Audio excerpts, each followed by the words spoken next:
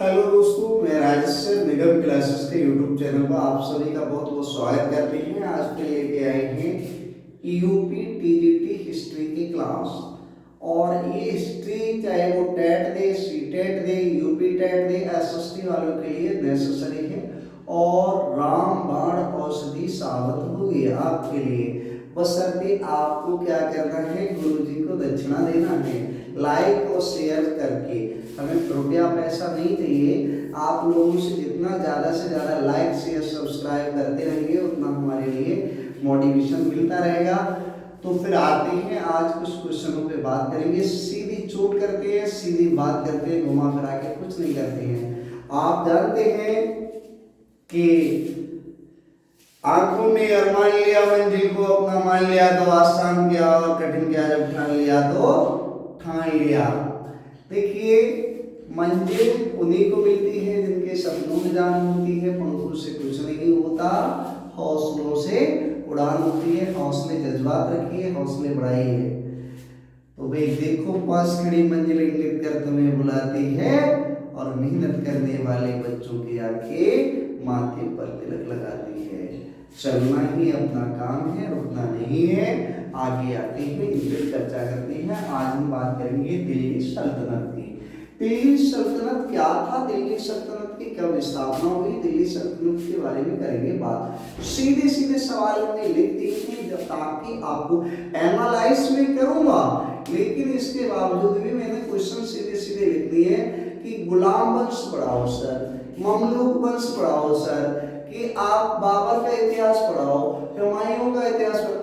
इतिहास बहुत ज्यादा समुद्र में सब बोलने से कोई फायदा नहीं है। क्वेश्चन जहां से बनेगा वो हमने लिख दिए हैं और हम एनालिसिस कर देते हैं। इसके बाद क्या आता है, सबसे पहला क्वेश्चन कोई अगर पूछेगा दिल्ली सल्तनत के दिल्ली सल्तनत स्टार्ट कब से हुआ, दिल्ली सल्तनत की स्थापना किसने की और दिल्ली सल्तनत कब से स्टार्ट हुआ, तो आपको पता है 1192 यानी 1192 में क्या हुआ था, पृथ्वीराज चौहान के बीच में तराइन का युद्ध हुआ था। मोहम्मद गौरी और पृथ्वीराज चौहान के बीच में क्या हुआ था, तराइन का युद्ध हुआ था। किनके बीच में, मोहम्मद गौरी के बीच में और पृथ्वीराज चौहान के बीच में। गौरी जो था विजयी हुआ और चौहान हार गया। चौहान युद्ध हार जाता है तराइन का और मोहम्मद गौरी युद्ध जीत जाता है तराइन का। अब उस युद्ध में जीतने के बाद में जब पृथ्वीराज चौहान की पराजय हो गई तो भारत में तुर्क साम्राज्य की नींव रखी गई।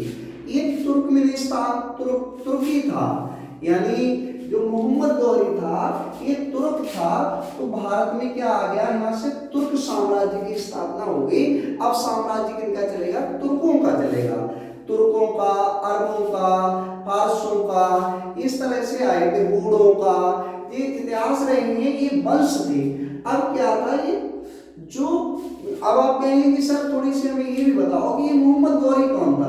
मोहम्मद गौरी ये परगना, इधर आप जाइए अफगानिस्तान डिजर्ट इलाके से आया हुआ, इराक की तरफ से आया हुआ एक काफिर हुआ करता था। जो बच्चे मोहम्मद अगर हमारी वीडियो को देखें तो वो ये ना सोचे सर एक लुटेरा था, ये आया था भारत में लूटने की उससे, और इसने लूटने का ही कार्य किया। तो उस समय ये तुर्कमेनिस्तान का था और तुर्की था। तो तुर्की साम्राज्य इसने भारत में क्या कर दिया, स्थापित कर दी। अब इसका एक गुलाम था जिसे इसने पैसे देके खरीदा था, उसका नाम था कुतुबुद्दीन ऐबक। क्या नाम था, कुतुबुद्दीन ऐबक। कुतुबुद्दीन ऐबक इसका गुलाम था। ये तो जीत जात के यहाँ से युद्ध जीता और ये वापस अपने देश के लिए चला गया। अपने देश को जब चला जाता है तो इसका एक गुलाम यहाँ रह जाता है जिसका नाम था कुतुबुद्दीन ऐबक। और 1206 ईस्वी में कुतुबुद्दीन ऐबक ने दिल्ली सल्तनत की स्थापना की और 1226 तक ये दिल्ली सल्तनत रहते हैं। 1206 में दिल्ली सल्तनत की स्थापना करके 1526 तक, हमने गलत बोल दिया, सॉरी उसके लिए, 1526 तक दिल्ली सल्तनत के नाम से ये विख्यात रहता है। और गुलाम वंश का संस्थापक जो था वो कुतुबुद्दीन ऐबक को माना जाता है। किसको, कुतुबुद्दीन ऐबक को इसने स्थापना करी थी गुलाम वंश की, क्योंकि ये खुद ही मोहम्मद गौरी का एक गुलाम हुआ करता था। कौन, कुतुबुद्दीन ऐबक। कुतुबुद्दीन ऐबक को गुलाम वंश को दूसरा ममलूक वंश के नाम से भी जाना जाता था। 1206 ईस्वी में कुतुबुद्दीन ऐबक ने गुलाम वंश की नींव डाली, लेकिन गुलाम वंश की नींव तो डाली कुतुबुद्दीन ऐबक ने, और इसने क्या काम किया, अपना जो टैक्स था ऊपर गौरी को भेज डाला।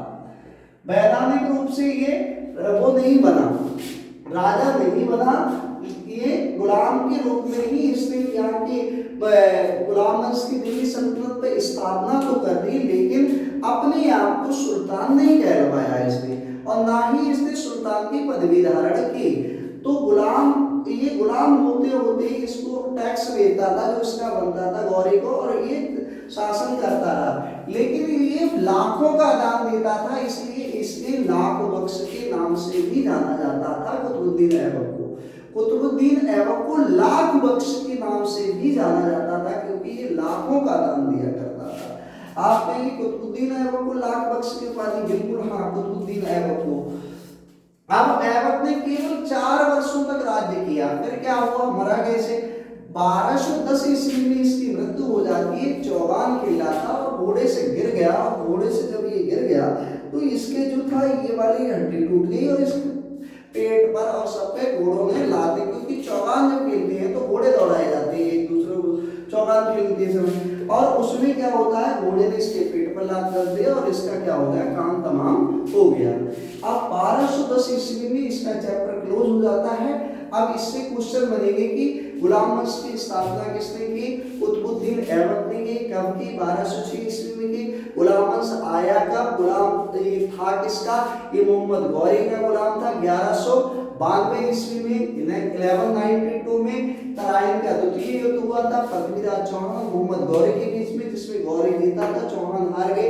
जब चौहान हारे तो दिल्ली सल्तनत की स्थापना कर दी। गुलाम वंश का दूसरा नाम क्या था, ममलूक वंश के नाम से भी जाना जाता था। ये क्वेश्चन पूछे जाएंगे।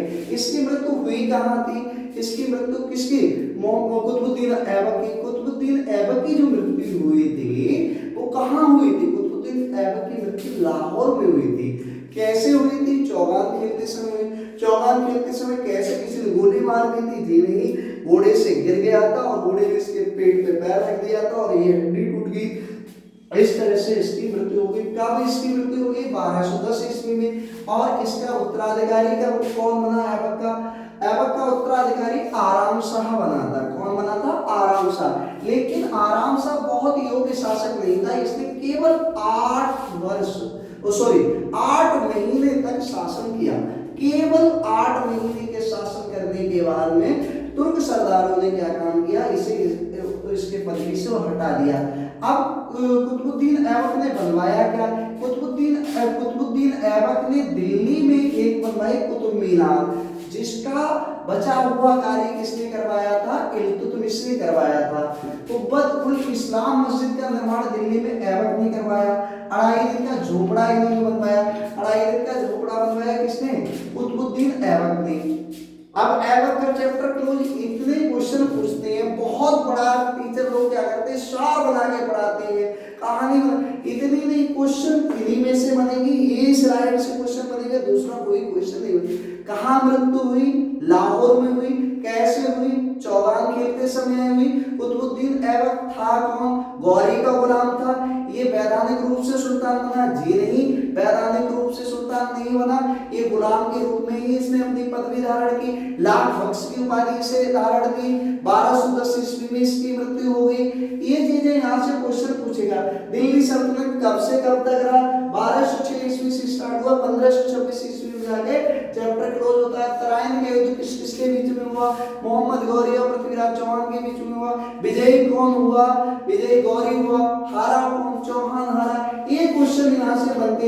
इसने क्या क्या नया निर्माण कराया, कुतुब मीनार का निर्माण किसने कराया, कुतुबुद्दीन ऐबक ने कराया। कुतुबुद्दीन ऐबक, कुतुब मीनार, कुतुबुद्दीन ऐबक, कुतुब मीनार।